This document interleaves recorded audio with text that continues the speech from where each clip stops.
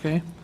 All right, good afternoon. I call this audio-video conference regular board meeting of the HEIC trustees to order. The time is 6:31. It has been posted in accordance to the Open Meetings Act and pursuant to Governor Abbott's temporary suspension of open meetings. This will be an audio-video conference meeting. And we do have a forum. Let's observe a moment of silence.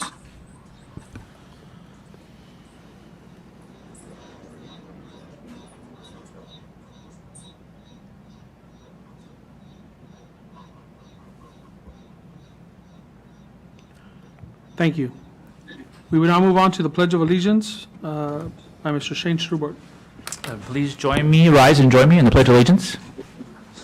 I pledge allegiance to the flag of the United States of America and to the republic for which it stands, one nation, under God, indivisible, with liberty and justice for all. Thank you. You may be seated. Thank you. Here we'll move on to the approval of minutes. First, for the July 14th, 2020 regular board meeting. What is the pleasure of the board? I move approval of the minutes of the July 14th, 2020 regular board meeting.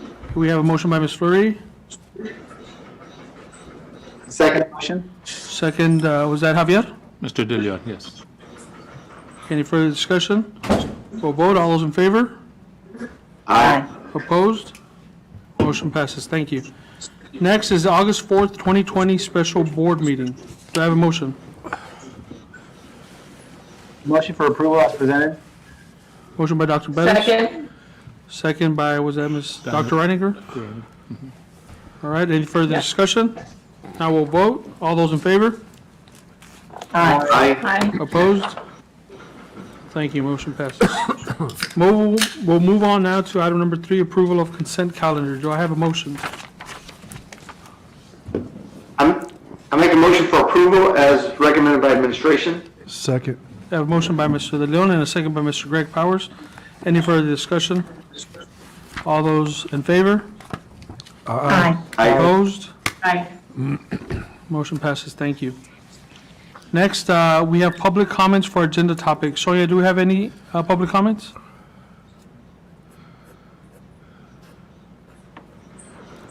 We do not have any public comments. Thank you, Ms. Brown. Now, public audience for non-agenda topics. Do we have any public audience for non-agenda topics? No, sir, we do not. Thank you, Sonia. Move on to item number 6, matters relating to transformation and school support. We have a committee report for the Transforming Teaching and Learning by Dr. Alicia Loyola. Thank you, Mr. President, board members, senior team, and audience. I want to share a little bit of a recap on our Transforming Teaching and Learning Committee meeting that was held on August 4th. We had 2 topics that we brought forward for discussion. The first one was a topic on our HCISD Virtual Academy. As part of that presentation, we had a number of our coordinators that were coordinating the student, the staff, and the parent portion of our HCISD Virtual Academy. Our academy programs are taking place from August 10th through the 27th, and so we were taking advantage of the delay to our calendar. As you recall, we were scheduled to start actually yesterday, August 10th, and so we delayed our calendar to September 8th. And so having that 3 to 4 week period of time, we wanted to really take advantage and support and prepare our students and families to be, and staff as well, to be able to participate within remote instruction. And so we organized our HCISD Virtual Academy along doing just that. And so we began that presentation with Melissa Parker and Jesse Saldivar, who were coordinating the student portion of the Virtual Academy. As part of her presentation, Mrs. Parker spoke about the types of sessions that they were offering. One of the great pieces that we had our session that Tuesday. By Wednesday morning, we opened the registration session the week before, and so by Wednesday, we were offering 250 sessions. we had more than 1,300 students that had signed up in just 3 days. So just amazing the response rate that we received from students. One of the things that we kept hearing and we're getting a lot of requests for was just opening more sessions because they were just filling up and they were in such demand. And so Melissa and Mr. Saldivar continue to work on creating additional sessions for students. The next portion of that presentation focused on the work that we're doing for our parents and helping them create those settings in their homes to be able to provide students that space for remote instruction. And so Norma Garcia, Beulah Rangel, and Dr. Jose Luis Cavazos were coordinating those efforts. And so no different than what we were seeing in sessions, they were able to coordinate almost 80 sessions for parents, and in 3 days we had a little over 600 parents sign up. I will tell you, we started our sessions yesterday for our parents, yesterday for our parents. We actually had one session that had more than 300 parents signed up to attend. That was a session on how do we create structure in our homes for students to be able to have meaningful participation in remote instruction. And so, that was on their time. It was their choice to participate in these sessions, but we had well over 300. And so we're continuing to offer more of those sessions just for parents that for whatever reason were not able to. But we had 600 parents in 3 days. We have doubled that by this week. And so we'll continue to see that kind of participation happening based on what we're seeing on our parents registered. So just huge kudos to Melissa and Norma Garcia and the group, because they have just done a phenomenal job. Shout out to Shane Strubhart and his department for really putting the word out about our academy. Just tremendous participation. And then Lori Romero came on board to talk about the staff side of the house and the virtual academy that's happening for them. All work designed around preparing them to deliver quality remote instruction to our students as we transition into remote instruction on September 8th.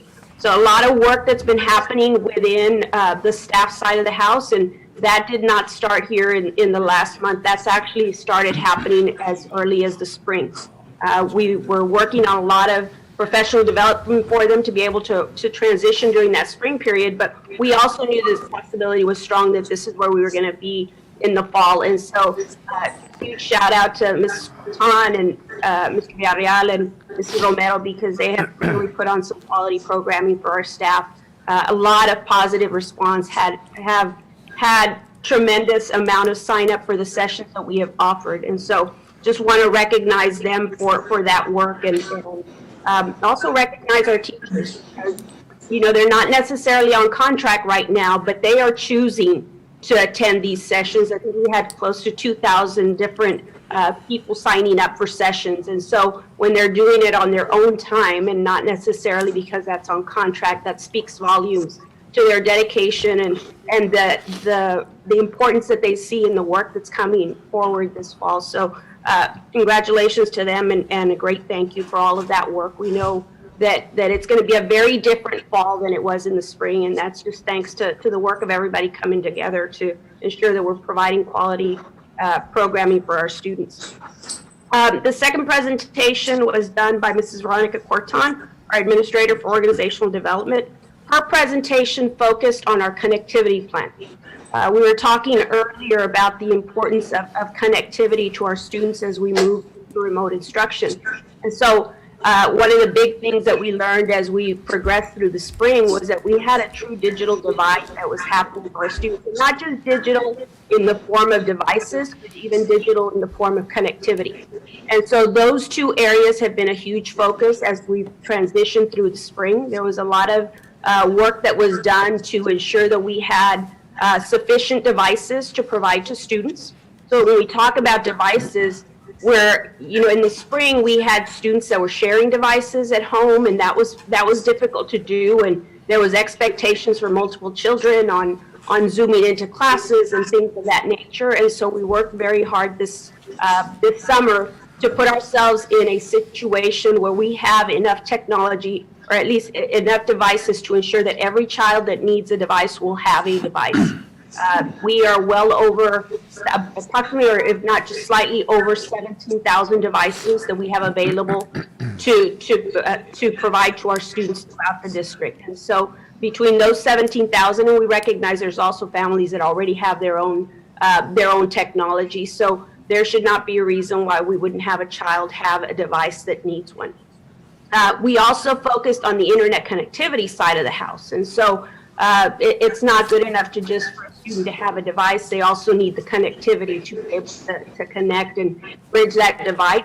And so we've done a lot of work, partly through one aspect being the hotspots. And so we have approximately 4,000 hotspots available to students.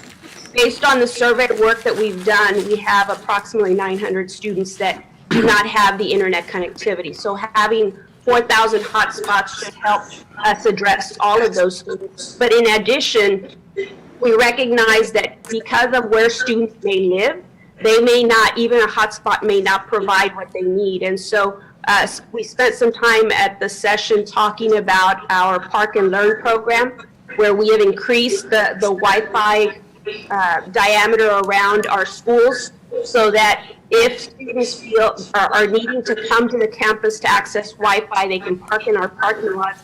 They're able to download whatever it is that they need and then still be able to access any documents and instruction that they may be needing for that particular class. In addition to that, we have mobile units. So no different than the towers that we're putting on our campuses, we've also added that to mobile units. And so those mobile units can go out into our community and be able to provide access to those families who, for whatever reason, even with the hotspots and so forth, are unable to access that.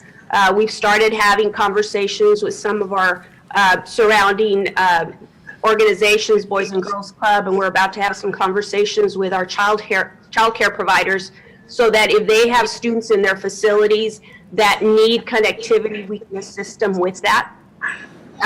Also spending a lot of time around how do we continue to provide quality instruction for our students. One of the things that we learned in the spring was that we needed to really consolidate the number of learning platforms that teachers were using. And so we have now identified 3 platforms between Seesaw, Google Classroom, and Canvas that will guide our students in terms of instruction. That's becoming their learning platform. So as part of the work that's happening through organizational development, it's ensuring that our students, our families, and our staff navigate that program and are able to utilize it as they move through their instructional piece. A lot of focus on how do we continue to create robust remote instruction, how we incorporate the 4C. That's such a critical part of everything that we do in HCISC, and that should not change simply because we moved into a remote format. And so we continue to train our teachers on the delivery of those 4Cs, knowing that we need to have solid remote instruction. We're also spending time around how do we monitor that instruction. We can't compromise the rigor and the delivery of instruction. And so a critical piece is working with our administrators and the rest of our staff in ensuring that we continue to monitor that. And then finally, working through the professional development side and ensuring that every teacher, whether they're a teacher whose focus is the delivery of remote instruction or it's a teacher whose focus is face-to-face, every teacher across our district needs to develop that skill set in the delivery of remote instruction. One, because we have some courses where there aren't multiple teachers to specialize in either remote or face-to-face, especially at our high schools. But also, we don't quite know what the future holds. And there may come a time that even when we open face-to-face, we may have to go back into full remote instruction. So we need all staff members across our district to develop and hone that skill set in remote instruction. So a lot of really great work happening across our school district to get not just ourselves as a school district, but our students and families prepared for what's coming with remote instruction, and who knows what's coming just as a whole in the area of education. This whole pandemic, as horrible as it's been, it's also forced us to relook at how we do things. And I think Dr. Cavazos shared something about going back to normal may not always be what we need to be looking towards, but really taking advantage of the new lessons learned and taking that and making ourselves better and transforming ourselves to impact our students on the positive side. So with that, I will turn it over to Dr. Reiniger, who chairs our Transforming Teaching and Learning Committee, for any additional comments. Thank you, Dr. Nayola. And I just want to echo the kind of the congratulations and the thanks that you gave to so many on this team who did a lot of heavy lifting. Melissa Parker and Norma and Shane and Lori and Ms. Cortan and Joseph and you and Dr. Cavazos and so many more that I'm sure that I left out. And then really to focus on those teachers who've stepped up and who have been willingly going to these academies, the students and the parents. What a tremendous effort, right? And it really shows just the whole process that this summer was not a let's take the summer off and have some downtime kind of summer for HCISD. This was all about preparation and being nimble in a time of great uncertainty. And so the time was absolutely well spent. The virtual academies, the being planning so that we're at the top of our game that we can be when the fall rolls out. And then the focus on the technology enhancement so that we, as Ms. Flourier was mentioning a little earlier, we're not leaving any student where they have that gap, right? That digital divide, we are going to bridge it quickly and are doing that already. So having the tools, but also having the internet. And so both of those pieces coming forward. And then once you're there, you've got to have that quality instruction. So, and a tremendous effort there to recognize that we have to build capacity everywhere. All of this is new for everybody, right? Everybody is learning here. And so there's just a really comprehensive plan that was described. And I know our board asked a lot of really good questions and really what is committed, as are the staff, to making sure that we get the best instruction. So every piece of it is in place, and I just want to commend the whole team and thank you for your leadership in presenting this and leading these efforts, and for Dr. Cavazos always keeping us pointed in the right direction. So thank you. Dr. Neal, I have a question, or Mr. President. Go ahead, Mr. Adela.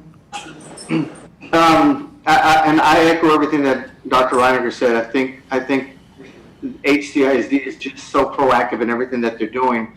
One of the things I'm thinking about right now is, are we planning or are we thinking? And I know we probably already are, or working on, or do we already have a plan in place where if a student or a teacher gets COVID, do we have something in place where the classroom is it going to be where the classroom is not going to be able to go back for 14 days, or is it going to be just an isolated student, or is it going to be the whole wing, or how is it going to happen in a scenario that let's say in 8th grade or 5th grade in a classroom, teacher or a student gets COVID, God forbid. What's our strategy, and do we have something in place? And I know we have time because students aren't going to be in class until October or the latter part of September, but are we working on something like that in case that does happen? Yes, sir. Actually, the state has given us quite a bit of guidance on how we proceed when we have an identified case. But beyond that, there's never going to be one similar situation because it all boils down to that individual person. But no different than what happens at the county level and so forth. Part of the big work, other than just the identification and how do we identify who that person is all the detail that goes around what their contacts were, right? And so we hear a lot about contact tracing, And that contact tracing piece is really what's going to lead us to make the determination on, is this an isolated situation that only impacted that student? Is it a matter of it impacted a whole class? Did it impact a wing, or did it impact a campus as a whole? And so a lot of that is going to be based on the degree of implementation of our safety protocols. So for example, at an elementary campus where we know we work off of cohort groups, so at an elementary campus, if we have a student who has been identified as a student with COVID, then we look at that student in particular, and for the most part, and I'm just telling you this based on just a generic situation without having a lot of detail around who are they in contact with, but if our protocols are such that we have been consistent with our safety protocols, then ideally we are, one, either identifying who are the students that were in the immediate vicinity, and if we can ensure that those were the closest students that somebody may have had contact with, it might call for just a select group of students. If that child had, based on our interview of teachers and students and so forth, it may call for us to say, you know what, we're going to need to close this classroom, and we would move all those students into remote instruction as we work on ensuring that that classroom is a safe environment for students to return. The length of time that they might have to be in remote instruction before they return may have to do a lot with all the detailed information. And so we have general guidelines, and then we start to move into the detail to determine what next steps become after we've identified that student. So, So I can answer your question to that degree, but a lot of the what is the next thing will depend on that particular situation and the degree of contact that student had with others. Thank you, Dr. Noel, and I can tell you that is going to be a concern of parents throughout not only our district, but throughout the state and throughout the nation. Yep. And so I think that what we're going to need to do is have, so eloquently how you said it, Dr. Noel, I think we're going to have protocol checklist, or protocol A, protocol B, protocol C, in the event this occurs, so that parents, and not only just the parents, but the community can see if the scenario occurs that falls into that situation. This is how we're going to address it, and this is how we're going to deal with it, and then we can have different scenarios. Because I think that the community and the parents and the students and everybody else involved, I think for peace of mind, they're going to want to see something in the event that does happen. And unfortunately, as school starts, we're seeing it at different campuses, so we know that it has happened. It's probably going to happen. Hopefully not in Harlingen, but who knows? But at least like the district is doing, and like Dr. Reiniger said, we're one step ahead on everything that we do. That I'm hoping that's another thing that we're doing one step ahead, which is having these protocols and these sequence of events, so that it gives a little bit of peace of mind to the parents and the community and business and industry, that if they send their loved ones, there's a plan of action. Yeah. Correct. So And so just to add a little bit to that, Mr. Leon, one of the things that we will be doing, and so we're just finalizing, we're actually just running it by the health director just to ensure that he's comfortable with all of the protocols that we are putting in and making sure we're not missing something. But once he has reviewed that, we're actually going to post all our health and safety protocols on our website. Just being very transparent with our parents about, these are all the things in detail. How will we handle drop-offs? How will we handle busing? How will we handle transitions? All of those things that when our parents aren't in the school, they can't quite visualize. Right. But we want to be able to be very transparent about, these are all the things that we're doing, and these are the protocols that we will follow should we have a situation in our schools. There's nothing to hide in all of that. This is how we're going to proceed, and our families should hold us accountable to what we say we're going to do. And so we're going to be putting that out here within the next few weeks, so that as we eventually get to the point where we're back into face-to-face, the families know exactly what they can expect from our schools as their children come back into them. I knew you had a plan, Dr. Nayola. Great job, thank you. Thank you. Okay. Moving on to matters relating to business services, item 7A, approval of an internal audit plan for 2021. Ms. Nelly Ledesma. Thank you, Mr. Board President, board members, Dr. Cavazos, and senior team members.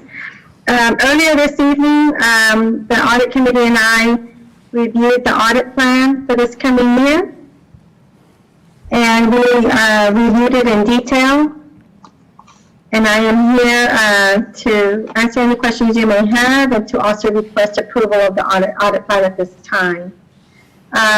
Just to mention real quickly, the areas that are listed in the audit plan, we did mention that we are going to, as an internal audit department, since we are getting so much COVID funding, the CARES Act and other federal funds, that we will try and concentrate as much as we can at looking at areas related to COVID-19, like attendance coding, purchases made related to COVID, and of course leave, being paid sick leave, expanded leave, medical leave under the Families First Coronavirus Response Act. So we will be concentrating in those areas just to make sure that we are in compliance with those areas.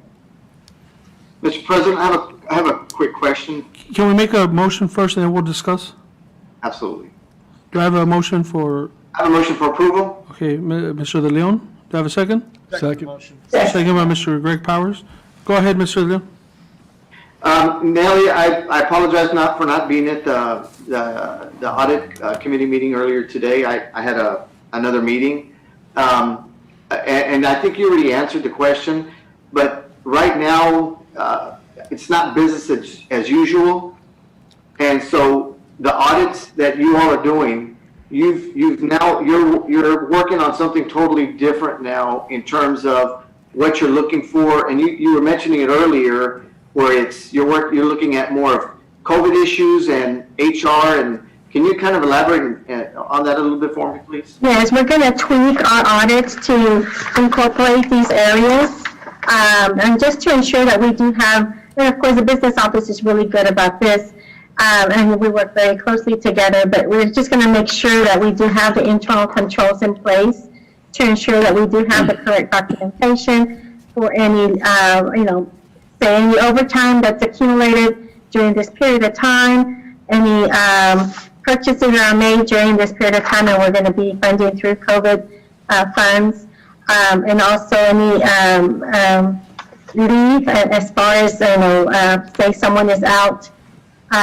because of coronavirus. So, we want to make sure that the leave is being properly coded and that it's documented correctly and that we keep all that documentation in place.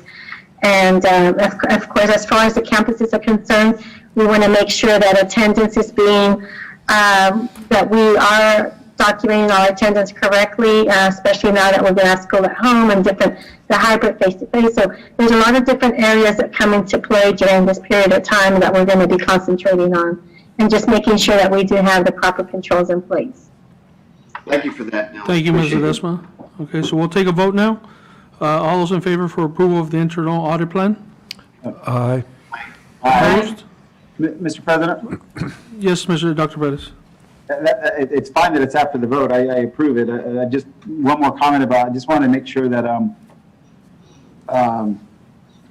made a comment during the audit committee, but I just want to make sure that we're also, I know Nelly does a fantastic job and she's doing a great job, but I want to make sure that the trend continues. I see a trend across public schools and higher ed as well, where auditors are sort of evolving in more of an advising role.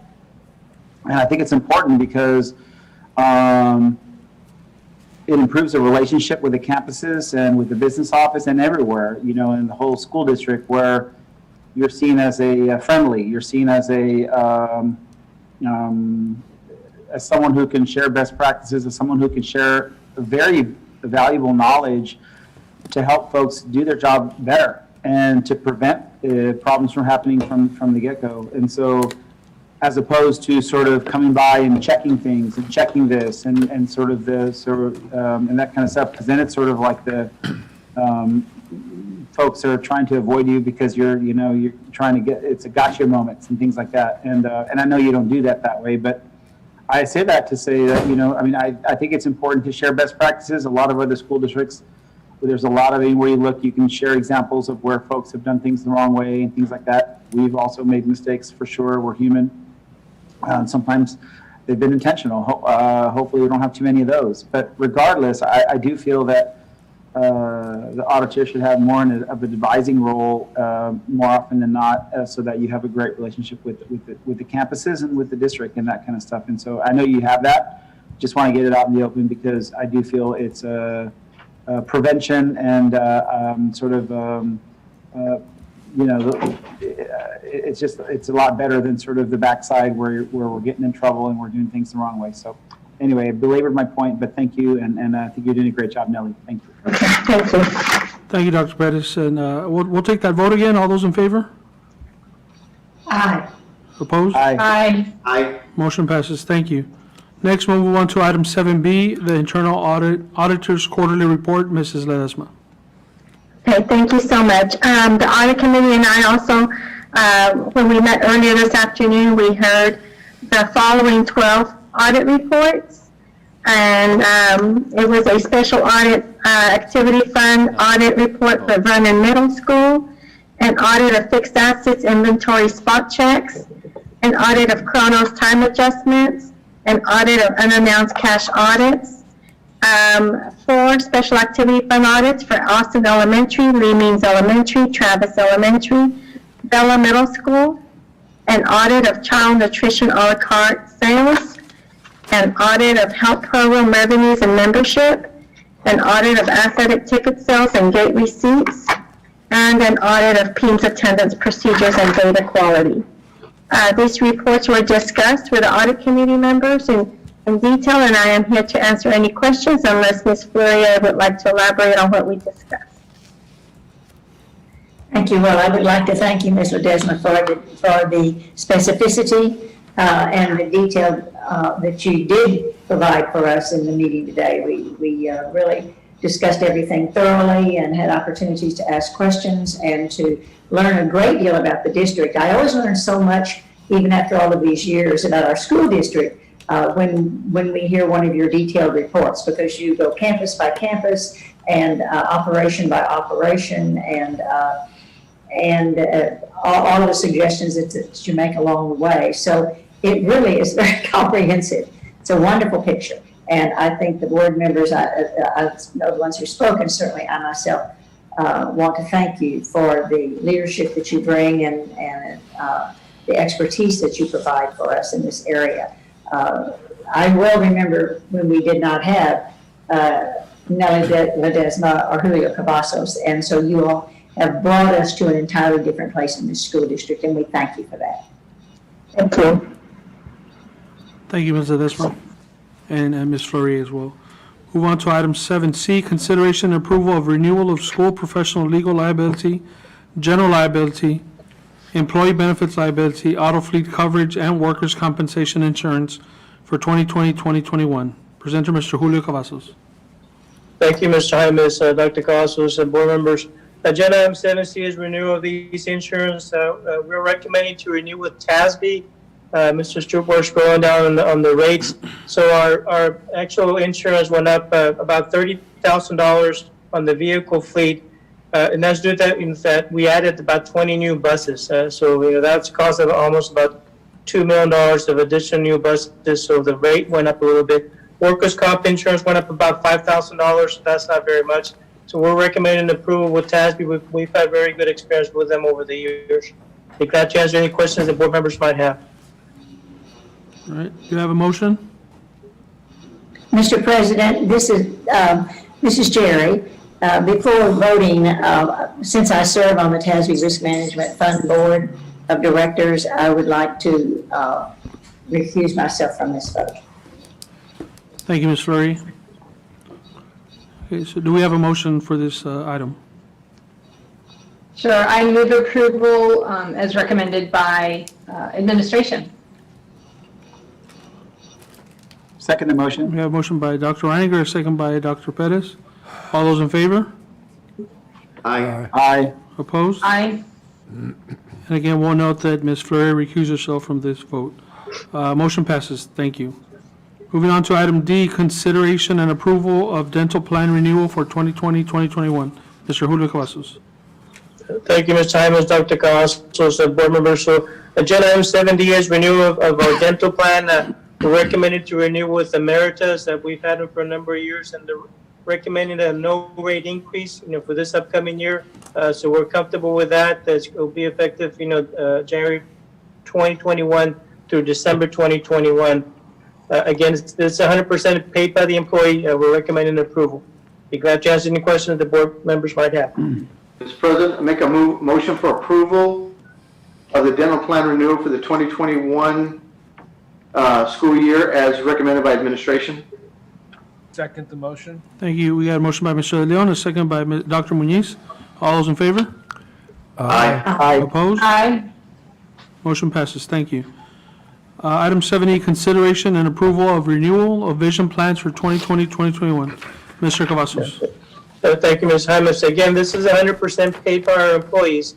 We're recommending to renew with Superior Vision. And again, there's no rate increase, for this upcoming year. I do want to thank Rachel Cortez for working with these two companies and being able to keep those rates, the same for another year. So we've had good experience with Superior Vision. We're recommending approval for January 2021 through December 2021. I'd be glad to answer any questions that board members might have. Mr. President, I'd like to make a motion for approval as presented. We have a motion by Dr. Muniz, Second. second by Mr. Greg Powers. Any further discussion? I have a discussion. I have a question. It may be a stupid question, and I've been on the board for a long time, so I shouldn't be even asking this because I should probably already know it. But Julio, if it's 100% paid by employees, why does the board have to approve it?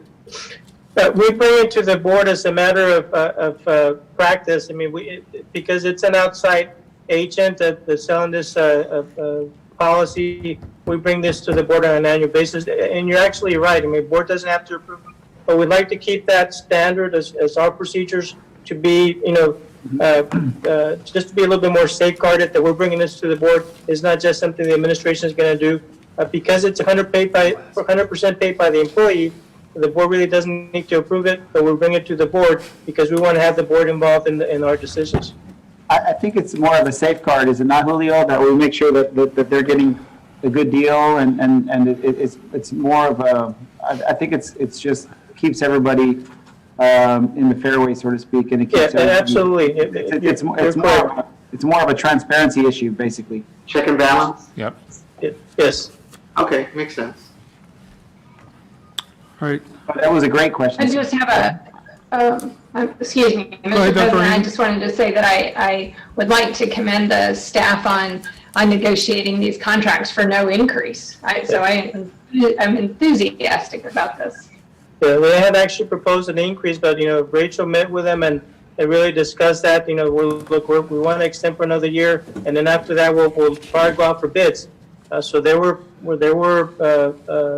stay with the same rates. So pleased with that. All right, thank you. So we'll take a vote. We haven't voted, right? No. We'll take a vote. All those in favor? Aye. Opposed? Aye. Aye. Motion passes. Thank you. Moving on to matters relating to human services. Item 8A, consideration and approval for continuance of sick leave bank for 2020-2021. Ms. Deb Scoggin. Thank you. Good evening, Mr. Hymas, board members, Dr. Cavazos, senior team and audience. Item 8A is a request for the continuance of the sick leave bank for the 2020-2021 school year as per board policy DEC local. In the board book and agenda, there is a report of the sick leave bank days that were used during the 2019-2020 school year and the current available bank of days. So this does not include any new members who may enroll for the 2020-2021 school year. So in summary, I can share this information with you. Total membership 707 participants as of July 2020. Total days that were available beginning the 2019-20 school year was 1,743. And then the total members that used the sick leave bank was 9. And total days that were used was 470. And so we have a new balance of 1,767 total days from the new and the returning members. So that's our beginning balance.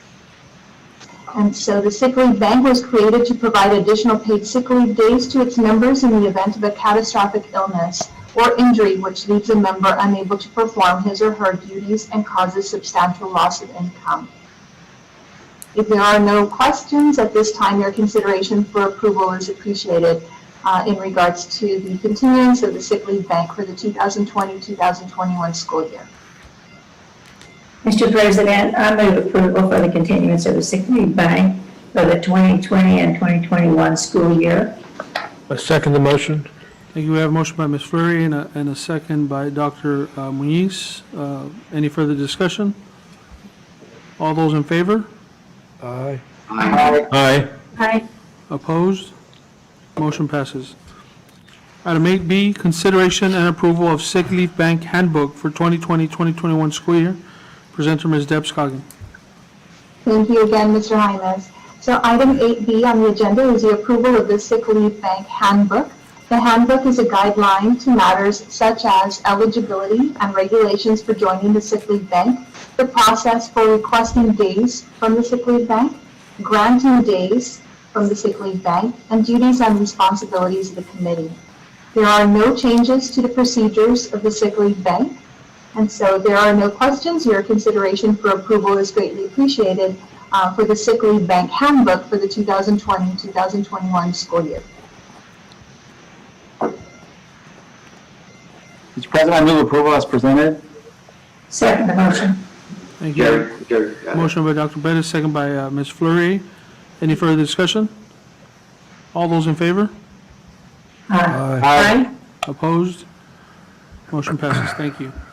Thank you. Item 8C, thank you, Ms. Scoggin.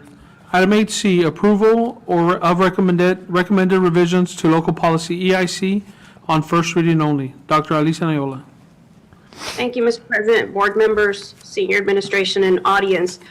Tonight, we bring forward some recommended revisions regarding local policy EIC. Policy EIC covers GPA and class rank.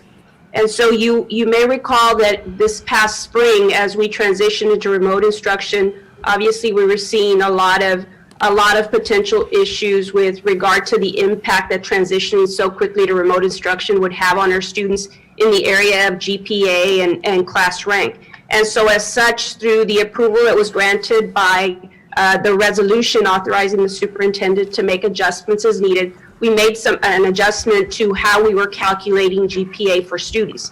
And so you may recall that the decision was made to not count the fourth quarter grades as part of the GPA. In addition, we also noted that students that were transferring in from other school districts would need to abide by that particular guidance of fourth quarter grades not counting. And the only reason we did that was because every school district was operating how they were going to make adjustments to their GPA differently. And so we wanted to ensure that as students transferred into our district, that what happened in their district did not negatively impact our students. And so that change was done in the spring. And so through advice of our legal counsel, it was recommended that we codify those changes into our policy.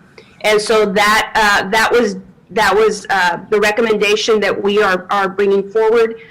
This policy recommendation was discussed at our previous policy and audit committee this evening. And so Mrs. Fleury chairs that committee, and I'll turn it over to her for any additional comments. Thank you so much. I believe that the board is familiar with this because as Dr. Nayola says, what we are trying to do is to codify an action that we decided to take several months ago on behalf of our students and in the best interest of our students. If there are no questions following what was a very helpful discussion at our committee meeting and review now. I would like to move for approval, please, of the recommended revision to Local Policy EIC on first reading as presented by Dr. Noyola. Thank you, Ms. Fleury. Do you have a second? Second. Second? Second by Mr. Greg Powers. Any further discussion? Not all those in favor? Aye. Opposed? Motion passes. Thank you. Next, we'll move on to matters relating to district operations. Item 9A, approval of final construction payment to Peacock General Contractors Incorporated for Golf Scale Station. Mr. Oscar Tapia. Thank you, President Jaimes. This item was presented at the Facilities Committee meeting last week. It's in detail. It's a final payment for Peacock Construction for the golf skill station. Final payment is $14,762.50. Local policy CV does require school boards to approve last payments for all construction projects. So project architect also has signed off. So we recommend that we approve the final payment to Peacock Construction for $14,762.50. Move approval as presented, Mr. President. We have a motion by Dr. Pettis. Second? Second the motion. Second by, I believe that was Dr. Reininger. Any further discussion? All those in favor? Aye. Opposed? Aye. Motion passes. Thank you, Mr. Tapia. Next, item 9B, a Facilities Committee report by Mr. Oscar Tapia. Thank you, President Jaimes, members of the board, Dr. Cavazos, and colleagues. On August 4th, we held a Facilities Committee meeting. The first item on the agenda was a presentation of the 2017-2020 3-year school safety and security audit, which is required by the state and by legal policy. Danny Castillo introduced the item. He explained the purpose of the audit, presented the committee individuals involved in this process, and introduced Mr. Jay Aguayo, who's our Region 1 consultant who assisted us in this exhaustive audit. Mr. Aguayo presented the audit report to the committee, which included review of the district's operations plan and processes, surveys and interviews of students, parents, and community members, review of the district campus improvement plans, and the campus facility site visits and inspections for all district schools and administration buildings. The site inspections included review of intruder assessments, fire code compliance, safety inspections, and best practices from the Texas School Safety Center, dealing with general safety schools compliance, emergency plans, and management practices and protocols. So the final step is just to submit the report to the Texas School Safety Center, I believe by the end of September. So we're in compliance, and the report was very positive. Update on the TRE program. Treasure Hills Phase 2, they've done all the demolition. The original structure is down. They're working on removing the foundation, and they're also tearing the old parking lot apart so we can make room for the new one. The World Language Academy, they started work on the courtyard. We awarded the project to Holcomb Construction. They've already started painting of the interior, any demolition required inside, adjustments of the storm drains, and painting the inside hallways of the old original structure. On the elementary multi-purpose buildings, G&G Construction has completed the interior work for Dishman, Houston, and Stewart Place, and we're at Rodriguez Elementary right now trying to finalize that last project. And the early college UTRGV campus is well underway. They're doing the earthwork, all the excavation, they're removing the old soil, and they've actually started the drills. We did have a little bit of a downtime when we had Hurricane Hannah and all that rain, but it was pumped out quickly from the site, so they were able to resume after a week. The Transition Academy was presented that the ranking was conducted after 7 bid proposals were submitted, and we had a special call board meeting after the Facilities Committee meeting, and the project was awarded to Wilcon Construction for $770,000. So we're working on getting the contracts executed so we can issue a notice to proceed. And I believe we have a groundbreaking scheduled sometime later in September.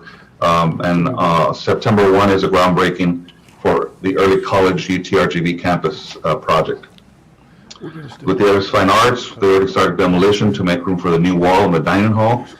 They've already received the materials for the dance floor room that we're converting. and they are putting up the curtain wall, a new wall with glass on the dining hall that separates the main hallway. The marquee at the PAC has been delivered and installed, and they've already connected the electrical. So the next step is to get the Wi-Fi going so that we can start turning it on and programming some of the marketing messages that we want to put out to the community and make sure that all the electronics is working. Bogus Stadium, we've awarded that project to Spalglass Construction to start replacing a lot of that coping stone and concrete materials that are just spalling and cracking and falling off.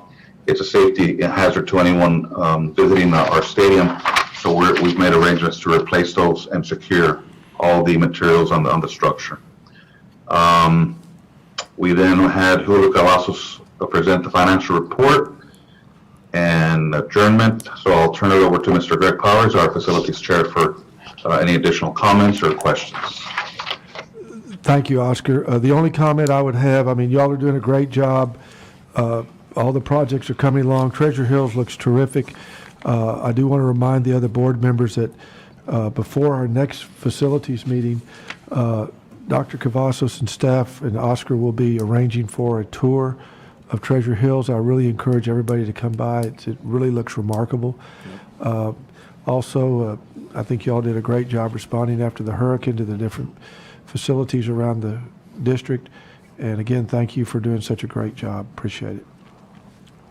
Thank you, Mr. Powers. And I was going to say something after the Transforming Teaching and Learning report, but I wanted to wait now because I just wanted to thank you all, Dr. Nola, Oscar, everybody involved, the chairs for the committees, because these past few months have been a little crazy, a little strange, but you guys have kept us more than up to date with what's going on, which makes us one of our roles as advocates of this district easier when the community is calling and asking us about certain things, especially regarding this COVID pandemic. So thank you all for the hard work that keeps going, that you guys keep putting in, and please pass that along to your employees. Thank you. Anybody else have any comments on the facilities? If not, we'll move on to item number 10, approval of delegate and alternate for the 2020 TASB Delegate Assembly. And if, just to be reminded that the conference will be virtual this year. So the floor is open for board members to nominate a delegate and an alternate for the 2020 TASB Delegate Assembly. I nominate Greg Powers. Oh, no way. No. I nominate Javier De Leon. Bobby, did I hear a second on that one? Yeah, I thought so. Second, well, it's a second on both of you. You can also volunteer to, if you want to take on that role of delegate.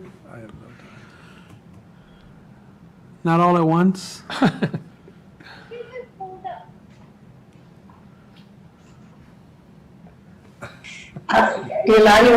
Greg, I'm sorry, are you not able to do it, Greg? Is that what you said? There is no way I can do it. I just don't have any time right now at all.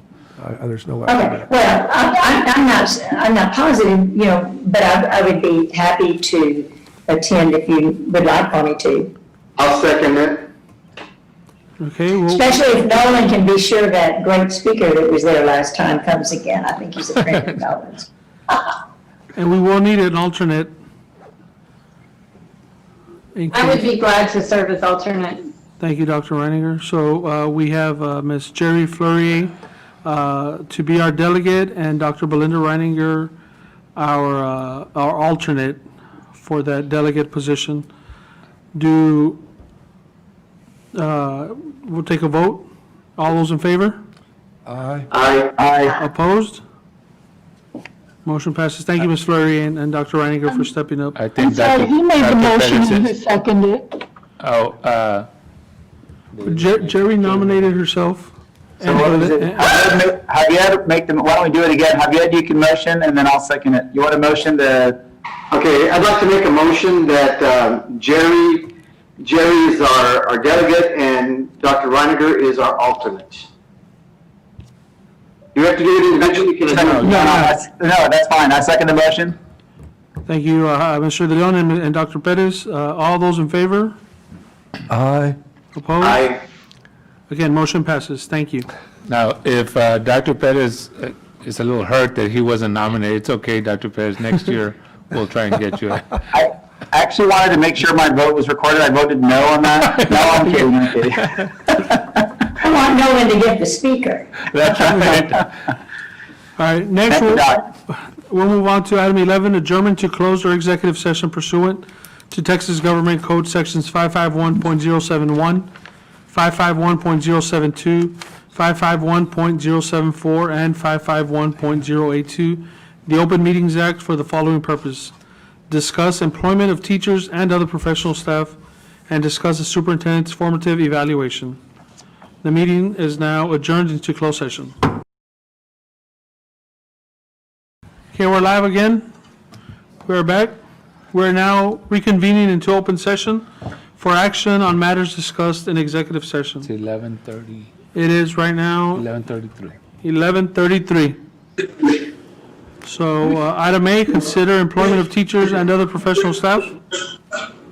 Yes, Mr. President, I'd like to move that we move forward with employment of teachers and other professional staff as recommended by administration. Second. We have a motion by Dr. Reiniger, a second by Greg Powers. Any further discussion? All those in favor? Aye. Aye. Opposed? Motion passes. Thank you. And with that, this meeting is adjourned. Thank you. Good night, everybody. Hold on, Stand by. Good night, everybody. hold on. Stand by for 2 seconds.